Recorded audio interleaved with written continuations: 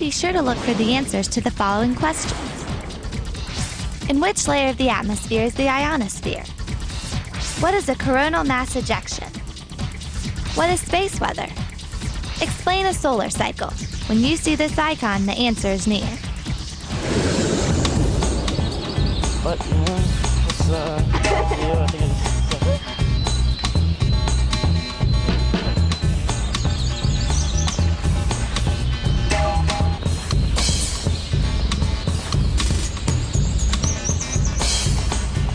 I'm still not sure about this. Come on, it's easy. We find a good hiding spot, note the location using our GPS, put the location on the internet, and our assignment is complete. I already anticipate a good grade. I'm not talking about the assignment. I'm talking about our problem. I've got a new hypothesis. A solar flare occurred during our first attempt at geocaching. Now there is no solar flare, so we aren't getting any technical interference. Well, I agree we aren't receiving any interference, but we still need to confirm our hypothesis. No problem. What do you mean, no problem? Geo Eagle 1 to home base, come in please. Hi, Jacob. We're all set. We should have the results in a few minutes. Jacob, what's going on?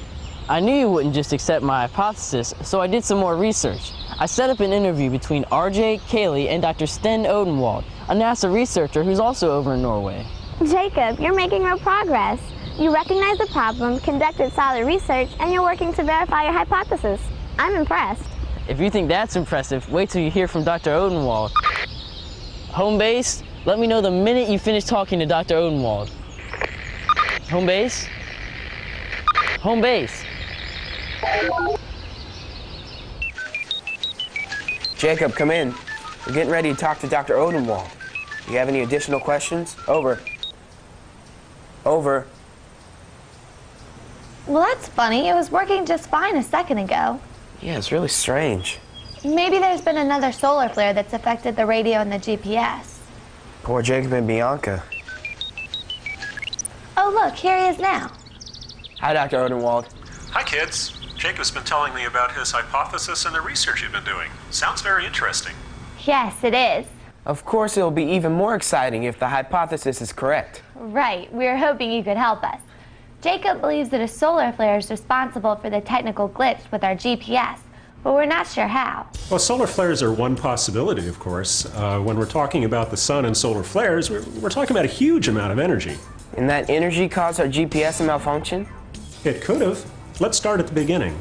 Solar flares happen near the surface of the sun because the magnetic fields there that are all tangled up try to get untangled into simpler shapes, and that releases a huge amount of energy. Sometimes it can heat the surface all the way up to 100 million degrees. That's incredibly hot. It really is. The gases near the flare are so hot that they produce X-ray light, and this light travels to the Earth in about 8.5 minutes and impacts the Earth's atmosphere. Wow, that's quick. And when the X-rays arrive, they disrupt the ionosphere on the daytime side of the Earth. We learned that the ionosphere is part of the thermosphere, where there are a lot of charged particles and free electrons. That's right, and these disruptions can cause shortwave radio blackouts that last for hours. We also learned that GPS communicates using radio waves. And because solar flares affect radio waves, Jacob's hypothesis is right. Well, again, solar flares are only one possibility. You could also have coronal mass ejections and superflares. What are coronal mass ejections? Well, during some of the largest solar flares, the same magnetic changes that produce the flare can actually launch a billion-ton cloud of charged particles into space. These are called coronal mass ejections, or CMEs. Do these clouds affect radio waves? Oh, yes, they can. They also produce some of the most intense and widespread aurora. The thing is that they travel to the Earth much slower than the X-rays do from typical solar flares. It usually takes about 1 to 4 days for a CME to arrive at the Earth. What is a superflare? Well, fortunately for us, superflares are not very common. When they happen, though, they produce an amazing amount of energy. How would a superflare affect the Earth? Well, if you're an astronaut in space, a superflare could produce a life-threatening dose of radiation. Historical record also shows that some of the most powerful flares we've seen so far can produce satellite damage or loss of function. Then our GPS really wouldn't work. Well, that's right. Even the CME from a modest superflare like the one in 1989 caused a blackout in Quebec. Wow, radiation, power shortages, these superflares sound extreme. It's easy to see how something as strong as a superflare would have an effect on our GPS. But what effect would an average solar flare have? Well, space weather includes all solar flares, CMEs, and superflares can disturb the ionosphere.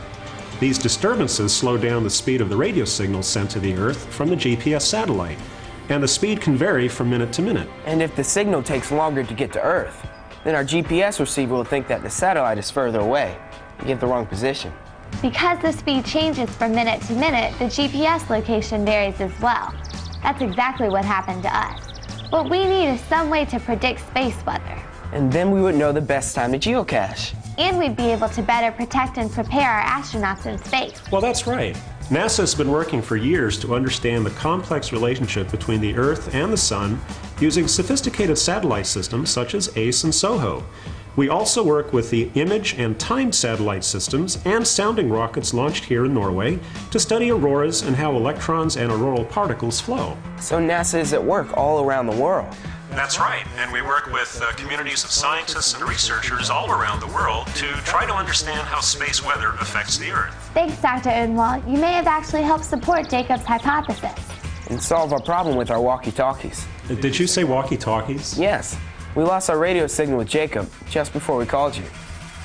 There must have been another solar flare that affected both the walkie-talkies and the GPS, because they both use radio waves. Yeah, but walkie-talkies don't usually use radio waves to travel up to the ionosphere and then back down. They usually use what's called a ground wave, which is basically line of sight between the receiver and the transmitter. Oh no! Our hypothesis is incorrect. What do we do now? Well, don't panic. You did use careful reasoning after all, and your basic hypothesis about the GPS problem could still be correct. You just have to do more research. Perhaps there's a way for us to find out if we had any solar activity on the first day of our problem and today. Ah, I think you're onto something. I've got a friend at NOAA who might be able to help. I'll give you his email address. But what about our walkie-talkie problem? Well, walkie-talkies might require a completely separate hypothesis. Think about a common problem that affects small electronic devices when they're in the field. What would that be? How about bad batteries? Take care, kids. Good luck.